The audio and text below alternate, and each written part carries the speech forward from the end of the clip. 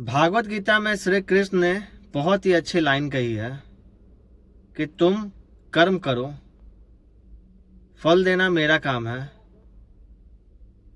आप अपने काम को इतने अच्छे तरीके से करो, इतना एफर्ट डालो, आप अपने काम में 100% एफर्ट डालो।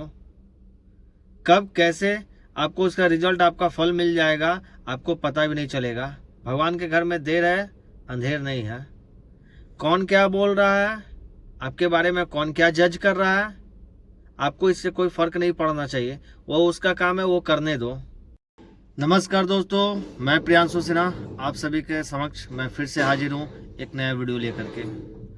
तो चलिए दोस्तों, आज मैं अपना एक्सपीरियंस आपके साथ शेयर करने जा रहा हूँ कि मेरे ट्रांसपोर्ट लाइन में ये 7 साल 8 साल जो बीता है, मैं जब से गाड़ी चला रहा हूँ, मुझे क्या क्या फेस करना पड़ा है। उसके बाद मैं कितना कमाता हूँ, आज मैं डिटेल में आपको बताऊंगा। मेरा खर्च क्या है, कितना मैं इस गाड़ी से कमा लेता हूँ। कुछ बंदे का कमेंट आता है, क्या भैया मैं गाड़ी ले लूँ, हर एक वीडियो में आता है। मैं पिकअप लेना चाहता हूँ, क्या मैं कमा सकता हूँ? इसका भी आंसर आपको आज मिलेगा एकदम डिटेल में।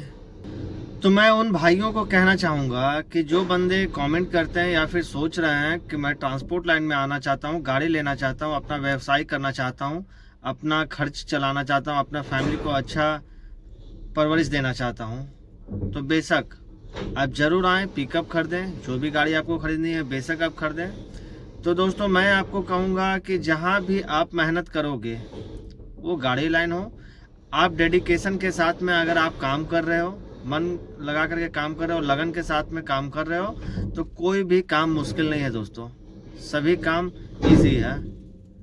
अब हम लोग इंडिया में रहते हैं, जहाँ से मैं बिलोंग करता हूँ झारखंड से। मेरा गांव पड़ता है बिहार में, लेकिन मेरे दादाजी ही यहाँ पे बसे हुए हैं। लगभग 90 से यहाँ पे हम लोग यहाँ पे रह रहे हैं। मेरा जन्म भी झारखंड धनबाद में ही हुआ है। तो हम लोग के साइड में जो यूपी बिहार झारखंड के साइड में सबसे बड़ा प्रॉब्लम क्या आता है दोस्तों, कि जो अपर कास्ट के लोग होते हैं, जो जनरल कास्ट के लोग होते हैं, उनके साथ ये फेस करना पड़ता है कि सबसे बड़ा रोग क्या कहेंगे लोग। सबसे बड़ा प्रॉब्लम ये है कि वो कोई भी काम करने से पहले वो सोचते हैं मन में कि अगर मैं ये काम करूँगा तो ये छोटा काम है, लोग क्या कहेंगे, मेरा गांव वाला क्या कहेगा, पटीदार क्या कहेगा, गोतिया लोग क्या कहेगा। तो सबसे बड़ा प्रॉब्लम दोस्तों यहीं पे है, हम जनरल वाले लोगों के साथ में।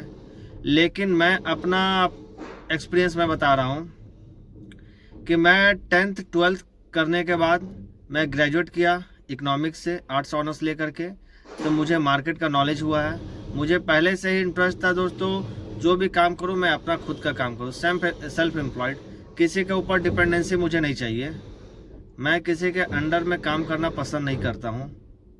मैं आपको क्लियर ये बात बता देना चाह रहा हूँ कि अगर आप किसी के अंडर में काम कर रहे हो, अगर आपको अच्छा खासा सैलरी मिल रहा है तो ठीक है, गवर्नमेंट एम्प्लॉयड हो, अच्छा खासा आपको पैसा मिल रहा है, ठीक है, तो उनके लिए मैं ये वीडियो नहीं बना रहा हूँ जो अच्छे तरीके से सेटल्ड है। मैं उन भाइयों के लिए, उन बहनों के लिए वीडियो बना रहा हूँ जो अभी भी प्रॉब्लम फेस कर रहे हैं, अपना फैमिली को चलाने में उनको दिक्कत आ रहा है, पैसों की तंगी के कारण जूझ रहे हैं।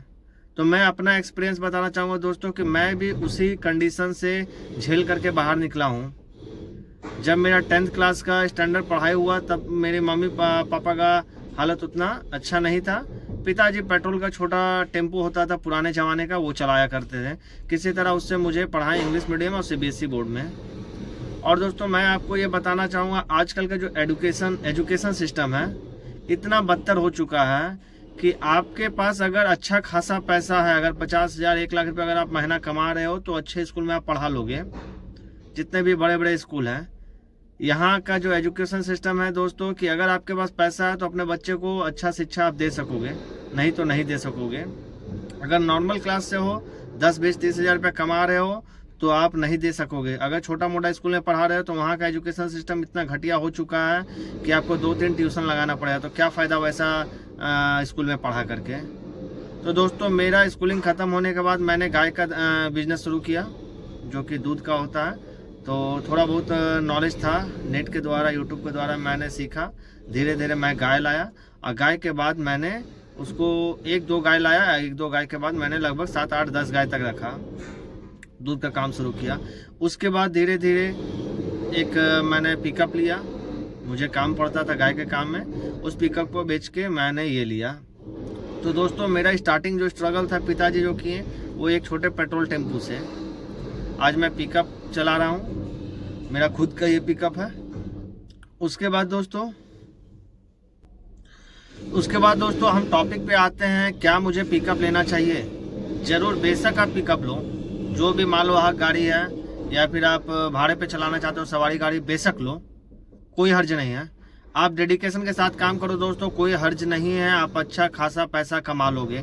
इतना पैसा आप दोस्तों इसमें कमा लोगे जितना 2 लेबर दिन भर में मजदूरी करके अगर वो 1000 रुपया कमा रहा है तो आप इजिली इसमें 1000 रुपया, 1100-1200 रुपया पर डे आप कमा सकते हो। आप नए बंदे अगर इस लाइन में आ रहे हो तो कम से कम 30-35 हज़ार रुपया कमाना कोई आपके लिए बड़ी बात नहीं है। मैं 8 साल से हूँ दोस्तों इस लाइन में, तो मैं इतना कमा लेता हूँ कि मैं अपनी बहन को सीबीएसई बोर्ड में अच्छे स्कूल में पढ़ा रहा हूँ। मेरी बेटी का मैंने एडमिशन इसी साल करवाया है और मेरा बेटा अभी 3 साल का है, तो उसका भी एडमिशन मैं कराऊंगा। इतना मैं कमा लेता हूँ कि बच्चे को अच्छे तरीके से अच्छा शिक्षा मैं दे सकता हूँ। मैं अपनी फैमिली को अच्छा सर्विस प्रोवाइड कर रहा हूँ, सब सुख सुविधा उनको मिल रही है, कोई दिक्कत वाली बात नहीं है।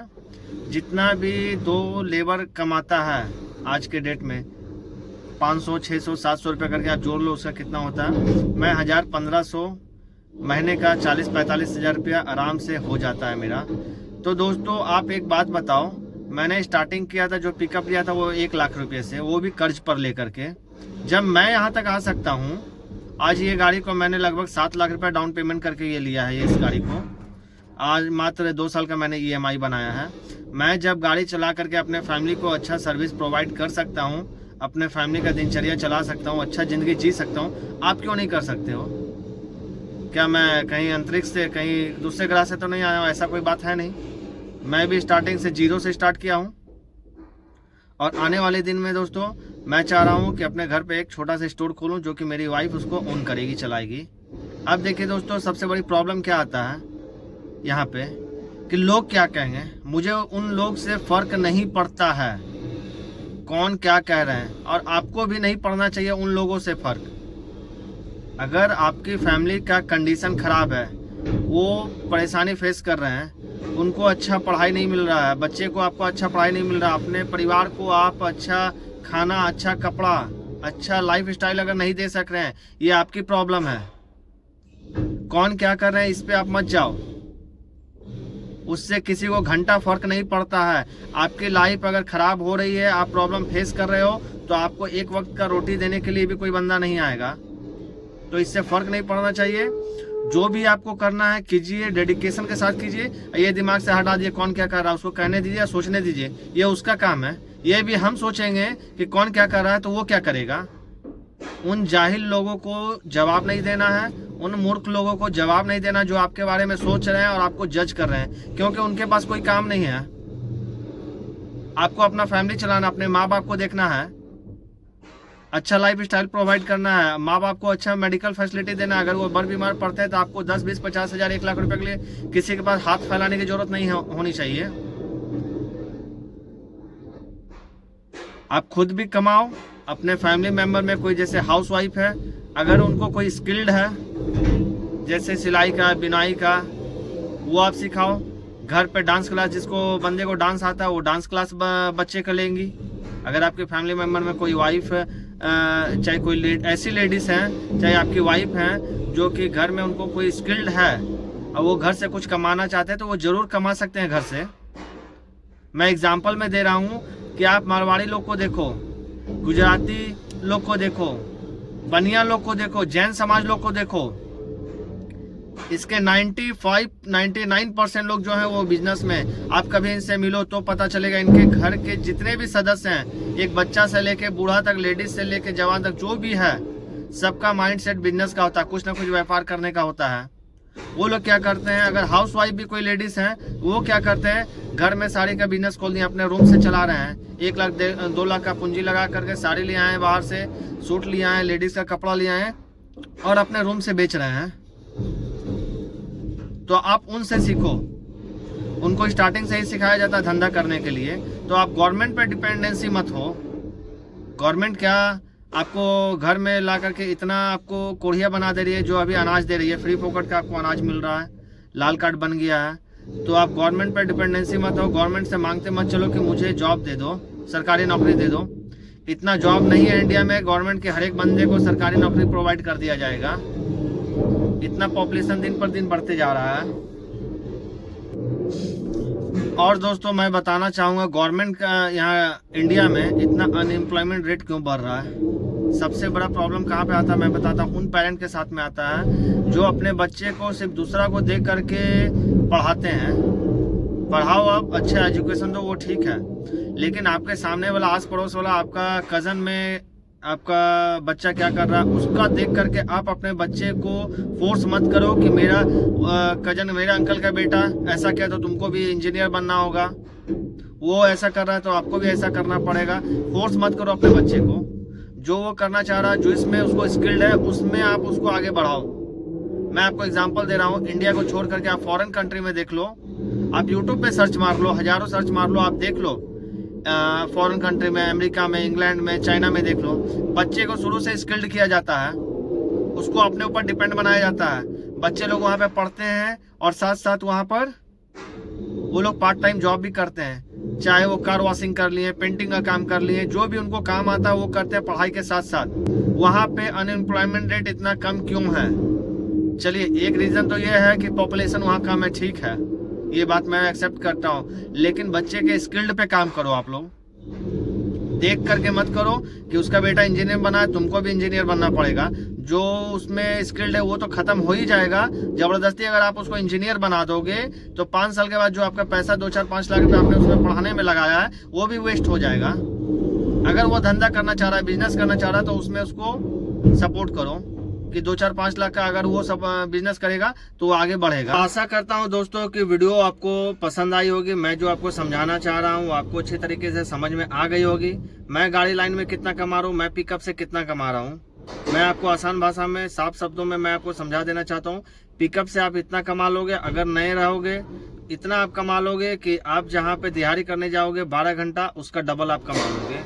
अब आप सोच लो 12 घंटा दिहाड़ी का कितना मिलता है, उसका डबल आप पिकअप लाइन में कमा लोगे अगर आप 30 दिन यहाँ पर काम करते हो अपने काम में। और सबसे बड़ी बात कि आप किसी के ऊपर डिपेंड नहीं रहोगे। जो आपका कॉन्ट्रैक्टर, जो आपका बॉस है, आप उसके ऊपर डिपेंड नहीं रहो, आप उसका गाली नहीं सुनोगे। तो दोस्तों कोशिश करें कि अगर आपके पास में 1-2 लाख रुपए आए तो खुद का बिजनेस करें, खुद का कारोबार करें और अपने ऊपर सेल्फ डिपेंड रहें। और आपकी फैमिली मेंबर में से कोई भी, अगर आपकी वाइफ हो, आपकी बहन हो, आपकी बेटी हो, अगर कुछ काम करना चाहती है, घर से कुछ काम करना चाहती है, तो प्लीज़ उसको सपोर्ट करें। तो चलिए दोस्तों, अगर वीडियो पसंद आया तो प्लीज़ एक लाइक कर दें, अपने दोस्तों के पास शेयर कर दें। मिलते हैं अगले वीडियो में, तब तक के लिए जय हिंद।